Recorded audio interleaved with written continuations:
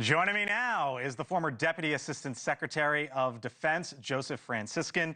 He oversaw special operations and combating terrorism at the Pentagon. Deputy Chief of Staff, you're working in the drone space. It's fair to say you got a pretty good idea of what's going on up there. I'd like to think so, Blake. I'd like to think so. Having me.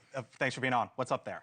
It's wild, right? Defense begins at home. This is absolutely a national security threat, and it's a shame that it's taken so long for the feds to get out in front of this and addressing it head on. It's not inconceivable to think that these drones could be used for more nefarious purposes than the possible surveillance that we're seeing in New Jersey today. Right. Okay, so I'm gonna get there in a second, but yeah. the White House has basically said nothing to see here. This is hobbyist. This is regular usage. Others are wondering if this is the government behind it. And the government, the DoD, Defense Department, says no Defense Department assets.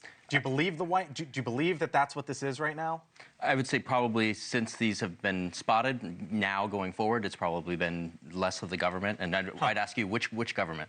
Is it us? Is it our adversaries? Things like that. When I was serving in the Defense Department, one of the biggest things that we heard from base commanders was addressing the drone threat. The need, the unmet need was addressing this. Okay. Both from a surveillance, both from a protecting of the people and the facilities. It's a critical threat that just has gone unmet. So here's what was scratching my head. This was Pat Ryder at the podium the other day, and I'll get your the Pentagon spokesperson. I'll get your reaction on the other side. Sure.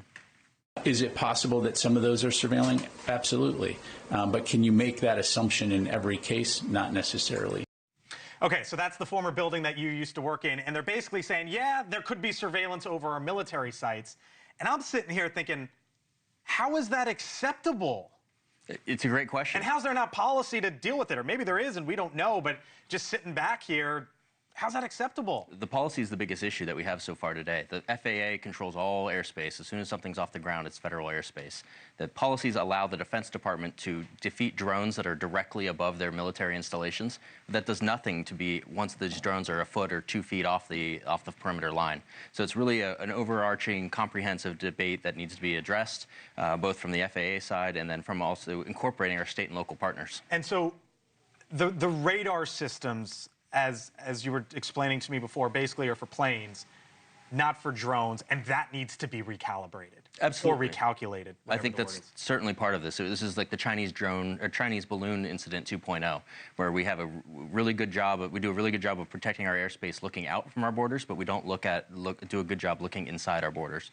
We certainly do on the approaches for aircraft and airports and things like that. But the ability to detect what is a drone, what is a bird, that's still something that eludes a lot of places, especially in these major How? We have an $800 billion budget. How? We absolutely do. But it's a mathematical issue with looking at how these drones work and things like that. I was very encouraged by General Ryder speaking about the incorporation of the drone buster. It's a handheld device that can easily detect these things and move drones away from the areas. That's a great first step. Okay. The Army has hundreds of these, but why aren't we doing them more? So explain that. How can you take a drone down without shooting it down? Sure. So there's a lot of ways. You don't even actually have to kill every drone, if to use that phrase, in order to move it. You get it out of the way. You can actually move it. And so what you're doing is you're intercepting that signal in between the controller and the drone itself, and you're screaming louder. If you imagine it's a conversation between two of us, it's talking over it and moving it, giving it new coordinates to go fly somewhere else. You can do the same thing with satellite navigation that a lot of these drones depend on. Among your worries is every Saturday or every Sunday in this country, you get hundreds of thousands of people in stadiums, right, watching their favorite football team wherever it is. And in Ukraine, you can put something on a drone, or, in the Middle East, wherever, something on a drone and bang, that's warfare. And you worry that we're not thinking about the, God forbid, of someone putting something on a drone here and sending it into a mass crowd event. Absolutely. That was a major fear for us when we were running the counterterrorism efforts, was how do we think like the terrorists think? And it's very easy to take a commercial technology like drones are today, which have advanced rapidly in the last few years, and apply something like a $5 or a very cheap 5-pound grenade or something like that to it, and fly over an SEC game, for example, or the Big Ten, and cause mass panic, hysteria, and casualties. It shouldn't take that. And in the same effect, it shouldn't take a drone collision with an airplane for the FAA to get serious. When we talk to them, we hear the phrase blood on the tarmac, and that's a very fatalistic approach. Blood on the tarmac, they say blood. It's going to take blood on the tarmac for the Congress to get serious about this. So that was my next question, because why should anyone believe that they're going to be the ones to do it? Sure, I agree. So then if they can't, how does this get figured out? Because this is if anything has been exposed, if you take the Pentagon and the White House at face value, it's why on earth did we need to surge resources for Doug in Hoboken flying a drone? Right. It's a great question. I think right now we're limited where there's only certain 4 agencies, federal agencies, that have the authority to do counter-drone.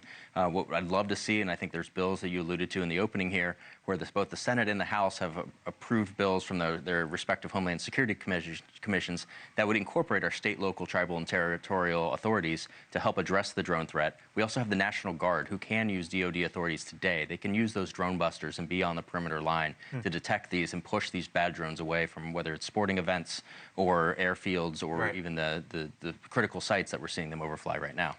Thank you for watching, and make sure you go to joinnn.com to find NewsNation on your television provider.